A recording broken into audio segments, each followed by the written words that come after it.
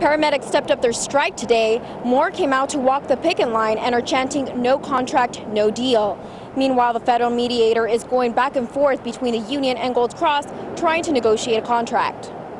We are the Teamsters. We are the Teamsters. Mighty, mighty Teamsters. Mighty, mighty Teamsters. After 10 days, a federal mediator finally came to El Centro to meet with the Paramedics Union and with Gold Cross Emergency Services. Negotiations began at 9 in the morning. Paramedic CFT's dispatcher is asking for fair wages. Meanwhile, about 40 paramedics lined up along the picket line, letting their voices be heard. What do we want? Contract. When do we want it? Now. So what do we want?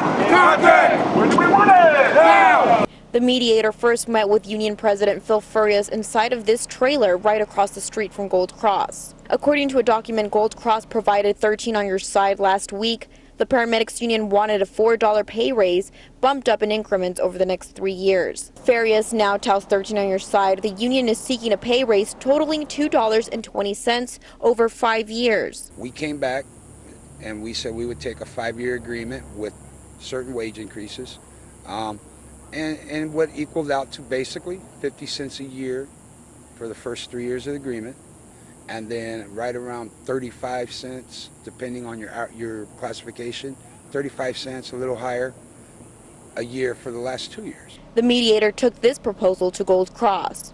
At around 2 in the afternoon, the federal mediator presented a counter proposal to the union. According to Farias, Gold Cross countered by offering a pay raise of 23 cents per year over 5 years, totaling $1.15. The Los Angeles contract does pay their employees more money than the Imperial County employees.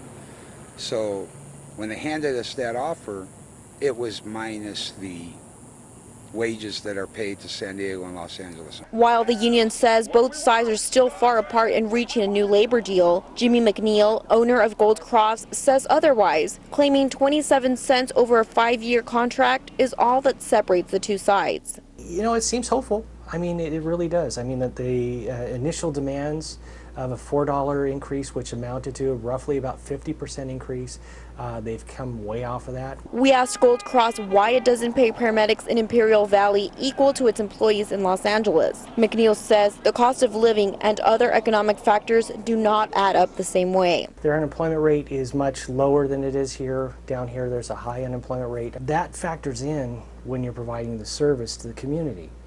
Meanwhile, paramedics say they will continue to stay on strike for as long as it takes. If that means, a week, 2 weeks, a month, unfortunately, everyone here is prepared to handle that.